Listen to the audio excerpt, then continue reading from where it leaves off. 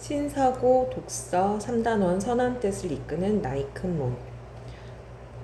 글의 갈래는 설명문에 속하고요. 제재를 먼저 보면 마음에 대한 맹자의 생각을 담고 있다. 맹자는 중국의 유학자이죠. 공자의 가르침을 받은 사람입니다. 그래서 마음에 관한 맹자의 생각을 알아보자. 편에 자, 미리 주제까지도 알고 가면 주제는 큰 몸으로서 작은 몸을 이끄는 마음의 역할과 중요성을 다루고 있다. 자, 그러면 내용으로 한번 들어가 볼게요. 준비됐죠? 한 개인은 우리가 여기서 일단 내용 들어가기 전에 배경 지식으로 좀 알고 들어가면 좋을 것 같아요. 우리가 그 모의고사 지문에서도 그 유교 사상에 관한 내용이 정말 많이 나오죠. 저번 수능에서도 그 노자에 관한 사상이 나오면서 쭉 그런 역사의 흐름으로 그다음에 시대순으로 이렇게 그 사상에 대한 내용들이 나왔는데, 그러니까 모의고사 지문이나 그리고 뭐 수능 지문에서도 기본적으로 우리가 유교적인 내용, 철학적인 내용, 동양의 사상에 대해서 알아둘 필요가 있어. 그래서 여기도 우리가 읽기 전에 한번 알아보고 내용을 읽어볼게요. 자, 맹자는 공자의 제자란 말이지. 그래서 인의예지로 대표되는 도덕적 행위의 능력이 마음의 본질로 자리한다고 봤대요. 이게 공자 사상하고 비슷한 거죠. 공자가 인의예지를 강조했잖아요. 네. 인간은 본성이 선하다고 주장을 하였고, 또한 선한 본성을 현실화하는 것이 마음이며 이를 큰 몸이라고 표현을 하였다. 마음이 큰 몸이구나. 우리의 육체가 큰 몸이라는 게 아니라 이 본성, 우리의 마음을 얘기를 하는 건데 얘를 큰 몸이라고 했대. 즉 만약에 마음에 선한 뜻이 있다면 선한 뜻을 이끄는 나의 큰 몸이라는 건 마음이 자기의 선한 뜻을 가지고 자기의 역할을 다하면 다른 부분들도 같이 이렇게 행할 수 있게끔 이끌어가야 된다라는 게, 그렇게 되면 선한 존재가 될 수 있다라는 게 맹자의 사상이야. 그래서 우리 맹자랑 가장 많이 대조시키는 그 사람이 누구예요? 순자이잖아요. 맹자는 인간이 원래 본한 선한 마음이 있어서 그 선한 마음을 가지고 인의예지라는 걸 통해 이것을 행한다면, 순자는 어떻게 얘기합니까? 그렇지 않다. 인간은 뭐죠?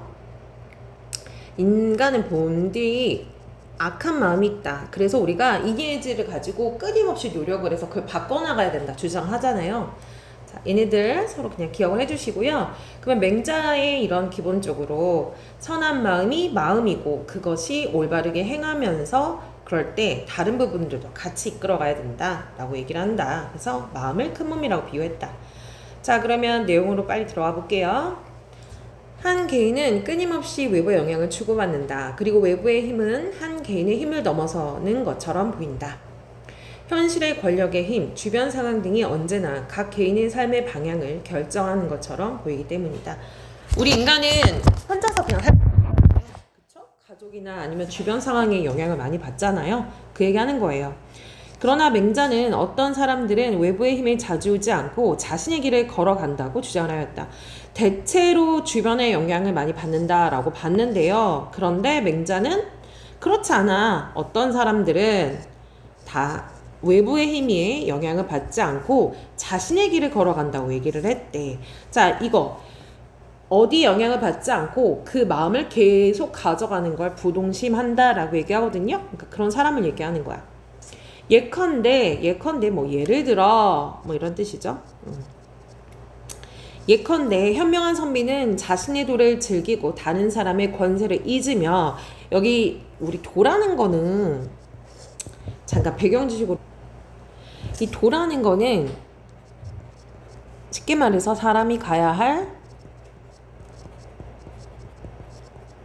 길이야. 근데 그냥 길이 아니란 말이죠. 우리가 태어나서 죽기까지의 우리 인간의 삶을 살아가는 그 방향성, 길이 있잖아요.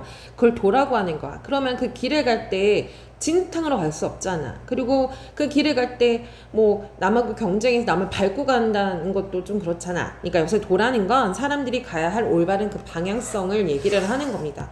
그래서 우리가 도를 잘 닦아야 된다, 도를 잘 알아야 된다, 도의 길을 따라가야 된다, 막 이런 표현을 하잖아요. 바로 그걸 얘기하는 겁니다. 알겠죠? 자, 그래서 어떻게 얘기를 하냐면, 자, 외부의 흠에 자주되지 않고 이런 자기의 길을 걷는 현명한 선비가 있대요. 이 사람들은 자신의 도, 인생의 방향을 즐기고 또 다른 사람의 권세, 힘을 잇는데, 그러니까 힘에 의해서 좌지우지 되지 않는다는 얘기죠. 자신에게 우호적이지 않는 우호라는 것은 친근감 있는 거예요. 우호적이지 않는 외부의 조건에도 불구하고 흔들림 없이 자기의 길을 간다. 물론 삶을 살아갈 때 무조건 사람들이 나를 따라줄 수도 있지만 그렇지 않을 수도 있잖아. 그치? 나에게 힘들게 하는 외부의 조건이 분명히 있을 수 있단 말이야. 그치만 이 현명한 선비는 권세를 생각하지 않고요. 우호적이지 않는 외부의 조건에도요, 전혀 신경 쓰지 않고 자신의 길을 간대요. 올바른 도의 길을 가는 거죠.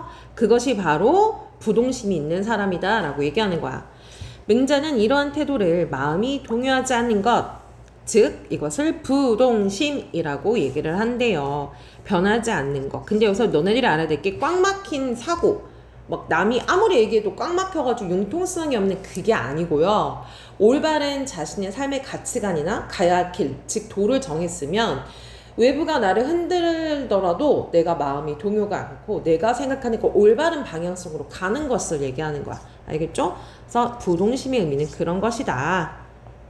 그래서 여기 첫 번째 문단에서는 맹자는 부동심을 얘기합니다. 우리가 삶을 살 때는요, 외부의 영향을 끊임없이 받아요. 그래서 권력의 힘도 받고요. 그래서 개인의 방향을 그에 따라 결정할 수도 있대. 하지만 맹자가 생각하는 것은 부동심이 있는 사람이 되자는 거죠. 즉 외부의 힘에 자주되지 않고요. 남의 권세에 이런 것을 생각하지 않고 나한테 우호적이지 않는 외부의 조건에도 자신의 마음을 변하지 않는, 자신의 길을 올바르게 가는 그런 것이 바로 부동심이고 그렇게 되면 좋겠다라고 얘기를 하고 있어요. 자, 그렇다면 우리가 첫 번째 문제 맹자는 굉장히 부동심을 중요시한다는 걸 알았죠? 선생님 좀 빨리빨리 하겠습니다. 맹자는 부동심을 중시하였다. 왜냐하면 접속어는 선생님이 항상 동그라미를 치던지 세모할게요. 인간의 선한 본성을 현실화하는 일을 주관하는 마음이, 그렇잖아요. 마음이 그걸 좌지우지하잖아요. 그죠? 사람들의 말, 그리고 감각적인 욕구, 육체적 충동 등과 같은 여러 가지 요소에 흔들려 선한 본성을 제대로 발현하지 못하는 경우가 발생할 수 있기 때문이다. 자, 맹자는 부동심, 즉 변하지 않는 그 마음을 중요시했대요. 참고로 얘기하면 우리 맹자 뭐라고 했어? 사람은 선한 마음을 가지고 태어났다라고 했죠. 그래서 맹자가 생각하는 이 마음은 바로 선한 마음인데요. 이 선한 마음이요, 원래 있는데 이게 주변 사람들의 말, 욕구, 충동에 따라서 흔들려서 이 선한 본성이 잘 나오기가 어렵다. 그래서 변하지 않고 외부의 조건에 흔들리지 않는 선한 마음이 올바르게 나갈 수 있는 부동심이 중요하다라고 얘기해요. 그래서 맹자는 부동심의 수련을 위해 말을 잘 이해하는 것. 자, 근데 부동심은 그냥 거저주는 게 아닐 거야. 굉장히 힘들 건 말이야. 아무리 선한 마음이 있어도요. 그래서 그걸 수련하기 위해서, 연습하기 위해서는요, 어떻게 하면 좋다라고 얘기를 하냐. 말을 잘 이해하는 것, 지연, 그걸 다른 말로 지연이라고 얘기한다. 첫 번째 방법. 두 번째, 길을 바르게 키우고 수련하는 것. 여기서 이 기라는 것은 무엇을 얘기를 하냐. 기란 어떻게 보면은 여기 나와 있는데 감각적인 욕구 및 육체적인 충동, 기운을 아우르는 것이라고 말하며 마음을 기의 근원이라고 한다. 왜 저 사람, 어떤 사람들마다 있는데 저 사람한테 가면은 참 편한 느낌이 있고 어떤 사람한테 갔다면 되게 불편한 느낌이 있어. 우리가 말하지 않지만 그 사람의 마음이 뭔가 겉으로 이렇게 드러나는 걸 수도 있거든. 그것을 기라고 얘기를 하는 거야. 자, 그래서 맹자는 부동심 수양을 위해서 일단 말을 잘 이해하는 것과 두 번째, 길을 바르게, 사람마다 있는 그 길을 바르게 키우고 수련하는 것을 제시하는데, 자, 남의 말을 잘 한번 귀담아 듣는 것을 뭐라고 한다? 두 글자로 지언이라고 하고요. 길을 바르게 수양하는 것을 양기라고 한대요. 이어서 볼게요. 말이란 마음이 드러난 결과이자 마음에 영향을 줄 수 있는 것이므로 말을 잘 이해해야 미혹되지 않으며, 미혹이라는 것은 나쁜 유혹에 넘어가는 걸 얘기하는 거야. 부동심에 도달할 수 있다라고 봤대요. 자, 일단 지연이라는 게 중요한 건 알았어. 말을 잘 이해하는 거. 그러면 왜 말이 중요하냐? 자, 맹자는요, 이 말에서요, 바로 말로 하잖아. 사람의 사실 그 마음을 입 밖으로 내뱉으면서 말로써 우리는 듣는 거거든요. 그렇기 때문에 말은 마음이 드러난 뭐라고 되어 있는 거야? 결과라고 보는 겁니다. 그렇기 때문에 다른 사람의 말을 잘 이해를 해야 되고, 또한 나도 말을 제대로 해야 되겠죠? 다른 사람의 말을 잘못 이해하고 나쁜 의도로 말을 한 것을 내가 또 받아들이면 안 되잖아요. 그래서 잘 이해를 해야지 미혹되지 않는다. 유혹에 넘어가지 않아요. 그래야지 다른 거 그런 주변 상황이 흔들리지 않잖아요. 그래야지 부동심에 도달할 수 있죠. 그래서 지연에 제시한 이유를 얘기했어요. 왜 말이 중요한가? 자, 그러면 이제 두 번째는 부동심의 수련의 방법인 양기를 얘기하겠죠? 볼게요. 그리고 인간의 행동은 마음의 뜻, 지향하는 바가 아닌 감각적인 욕구나 육체적인 충동인 기에 의해 일어날 수도 있으므로, 이 기는 이 마음이 감각적인 것과 육체가 만나가지고 바깥으로 잘 눈에 보이지 않지만 어느 정도 드러나는 거죠. 기에 의해 일어날 수 있으므로 기를 바르게 키우고 수련할 필요가 있더라 라고 얘기합니다. 자, 기로 나타날 수 있대, 부동심이요. 그렇기 때문에 이것을 반드시 수련할 줄 알아야 한다라고 얘기를 합니다. 자, 이렇게 해서 양기를 제시한 이유 나오죠. 맹자가 양기를 부동심에 수련한 방법으로 제시한 것은 바로 이 때문이다. 자, 그러면 두 번째 문단을 다시 한 번만 볼게요. 맹자는요, 외부 환경에 영향을 미치지 않는 부동심의 중요성을 얘기를 하고 있어요. 인간은 누구나 선한 마음이 있지만 외부 환경의 영향으로 선한 마음이 드러나지 않는데요. 그러면 이 부동심은 그냥 생길 수 없거든요. 어떻게 해야 된대요? 수련의 방법이 있대요. 뭡니까? 첫 번째, 말을 잘 이해를 해야 된대요. 얘를 뭐라고 한다? 두 글자로? 그래, 지언이라고 하고요. 그리고 기를 바르게 수련해서 하는 것, 양기를 제시한대요. 기라는 건 뭐라고요?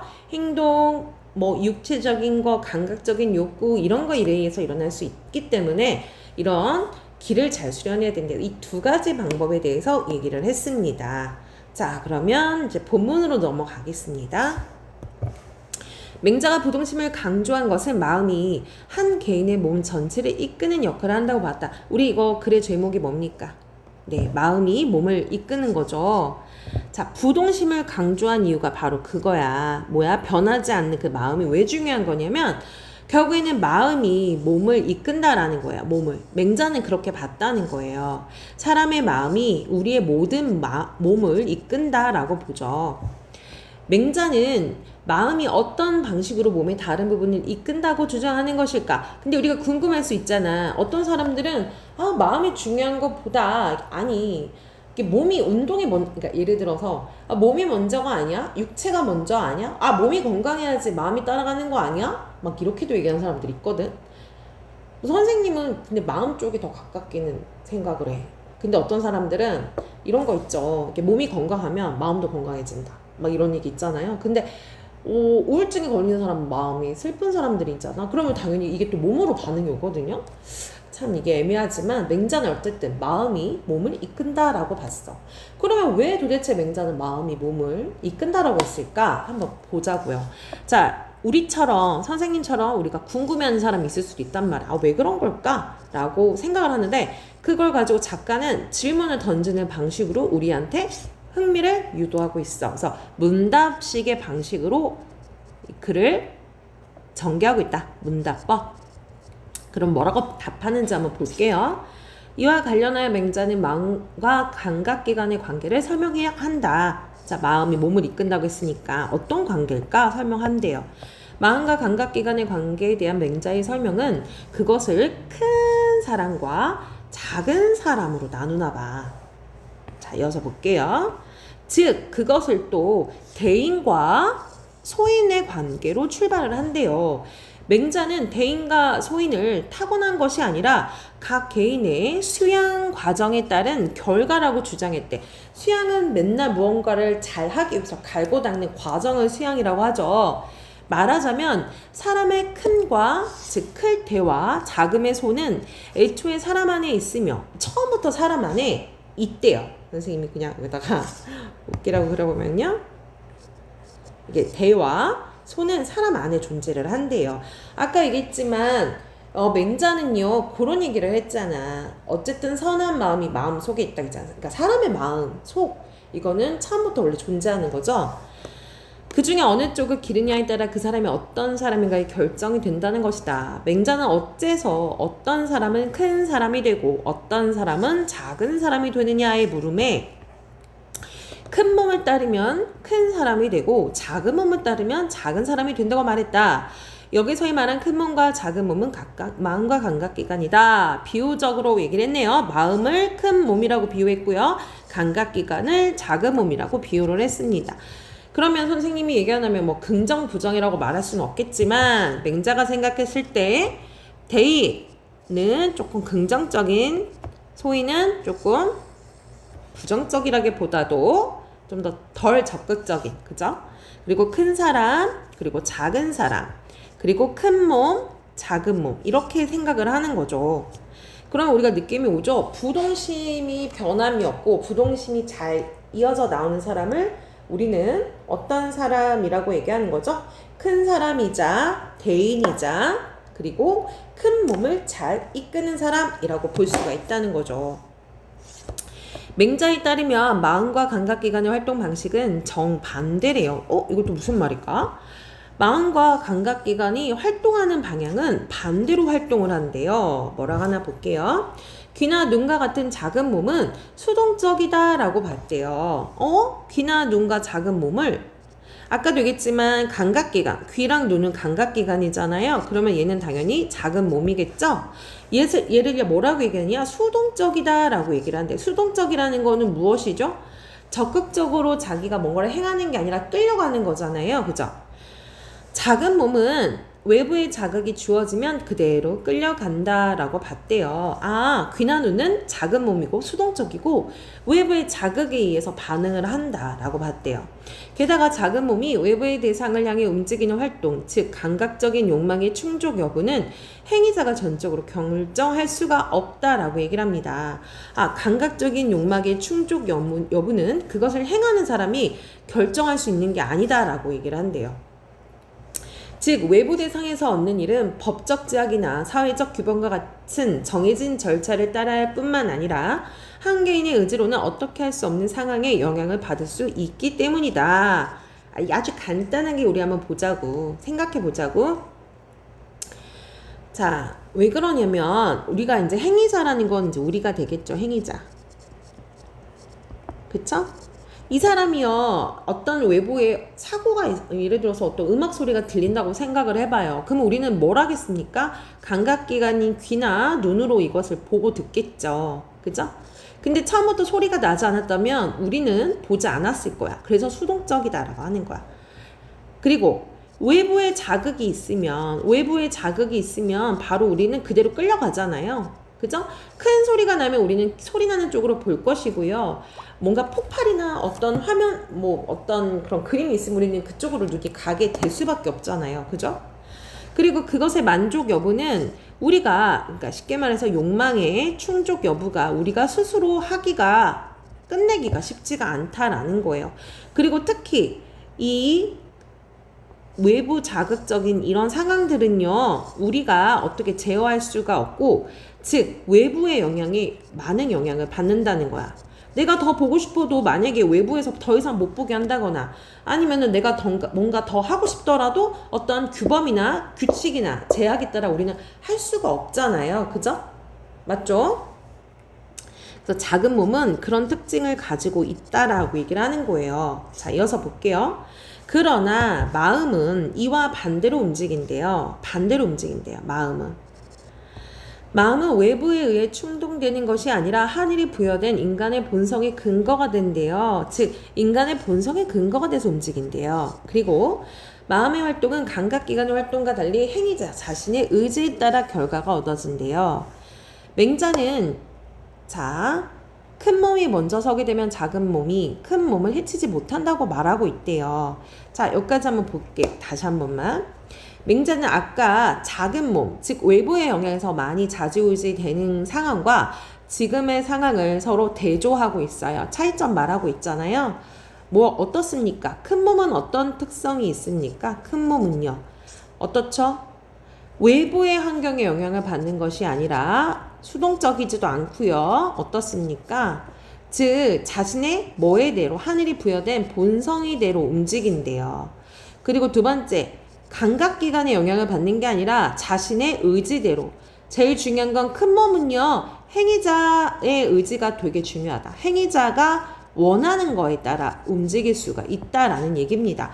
반대죠. 아까는 행위자는 자신의 의지에 따라 움직일 수 없다라고 했어. 수동적, 즉 다 모든 것이 외부의 영향을 받는다. 하지만 큰 몸, 즉 마음은요. 행위자 의지에 따라 달려있고 외부의 영향을 받지 않는다라고 얘기합니다. 서로 어떻게 된다고요? 어떻게 된다고요? 대조됩니다. 차이점 얘기하고 있죠? 자, 그 다음 이어서 볼게요. 맹자는 큰 몸이 먼저 서게 되면 작은 몸이 큰 몸을 해치지 못한다고 말하였고, 더 나아가 맹자는 감각적인 욕구를 충족하는 일이 때로는 단지 작은 몸을 위한 일에 그치지 않는다라고 말했습니다. 즉 그냥 우리가 눈으로 보고 맛보고 뜯노하는 것은 결국에는 작은 몸을 위한 것밖에 안 된다라는 얘기입니다. 즉 먹고 마시는 일과 같은 감각적인 욕구와 관련된 활동은 그냥 작은 몸을 기르는 행위일 수도 있다라는 얘기입니다. 그러나 큰 몸, 즉 아까 마음 같은 거예요. 먼저 서 있는 상황에서라면 선한 본성에서 유래한 도덕적인 마음을 발휘하고 있는 상황에서라면 이거는 이제 큰 몸이 먼저 앞선 거죠. 감각적 욕구와 관련 활동은 단지 작은 몸을 위한 것이 아니라 먹고 마시는 일을 즐긴다 하더라도 그것이 의롭고 예에 맞게 노력을 한다면 그 일은 작은 몸뿐이 아니라 큰 몸을 위하는 일이기도 하다. 따라서 이것을 경우에 감각적인 욕구와 관련된 작은 몸의 활동은 의나 예나 관련된 큰 몸의 활동에 종속이 되어 있다라고 말할 수가 있다라고 얘기합니다. 자, 이게 다시 한번 얘기해 줄게요. 큰 몸, 이거는 뭐죠? 본성 마음이죠. 자, 큰 몸의 큰 몸이라는 기차라고 할까요? 버스예요. 이 안에 뭐가 딸려오는 겁니까? 바로 작은 몸이 따라오는 거예요. 작은 몸이 바로 뭐죠? 감각기관 같은 거잖아요.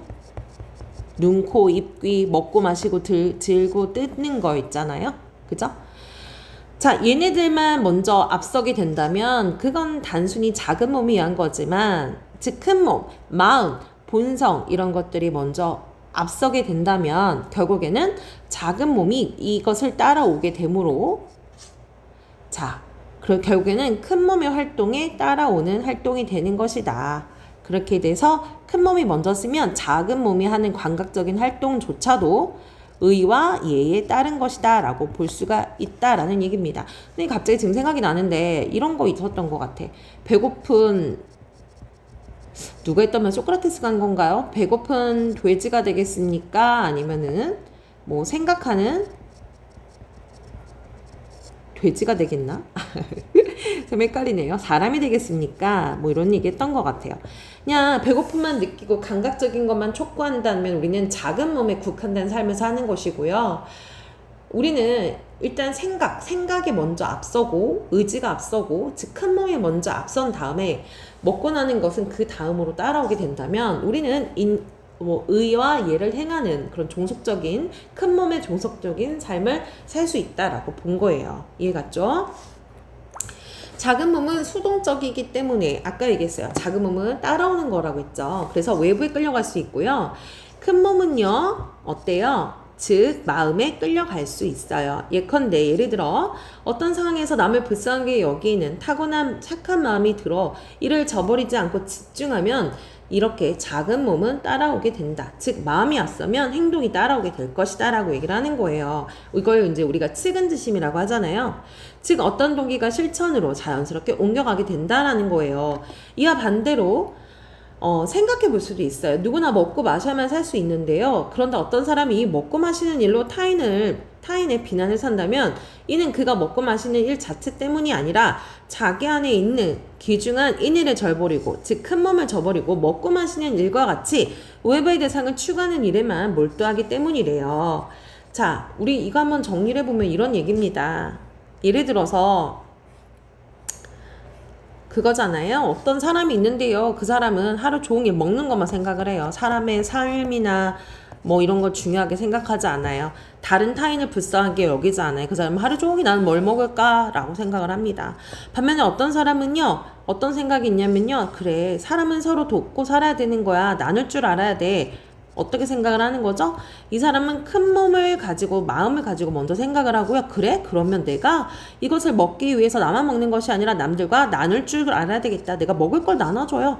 이런 행동적인 것은 바로 어때요? 작은 몸이 따라오는 것입니다. 그죠?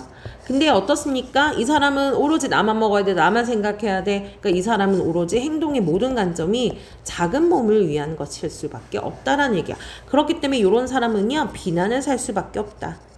라는 얘기죠. 자, 이어서 보겠습니다.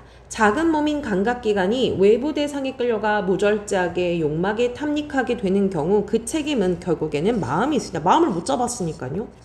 이는 각 개인이 저지르는 악의 기원과 그 책임의 소재를 말해줍니다. 결국에는 마음이 바로 못 산 거죠. 언뜻 보기에 각 개인이 저지르는 악은 감각기관의 활동으로 발생하는 것처럼 보이지만 실제로는 그 마음이 제 역할을 다하지 못했기 때문이다. 그러니까 본성이 부동심을 갖고 있어야 되는데 외부의 영향을 받기 때문이래. 우리의 몸에 무언가 있기 때문에 악을 저지르는 것이 아니라 마음이 무언가를 하지 않기 때문에 악을 저지르게 되는 것이다 라는 거죠. 마음이 제 역할을 해나갈 때 마음은 눈, 귀, 코, 혀, 피부 바로 뭐죠? 이거는 감각기관이고 이게 뭐죠? 작은 몸이죠? 이게 이렇게 사는 사람은 어때? 소인 같은 사람이야? 자, 뭐 다른 부분을 이끌어갈 개인을 책임감 있는 존재로 형성해 나가게 한다. 마음의 활동, 감각기관의 활동도 따라가게 되는 것이죠. 따라서 마음의 뜻, 지향을 붙잡는 일은 즉 마음의 뜻대로 하는 것, 마음 수양으로 하는 것은 바로 수양에서 중요한 과제가 된다. 그러니까 글쓴이는 어떻게 얘기를 해요? 악을 저지르는 모든 행위도 결국에는 이 사람의 마음을 제대로 잡지 못해서 수양하지 못해서 라고 얘기를 한대요. 자, 그러면 오늘은 여기까지.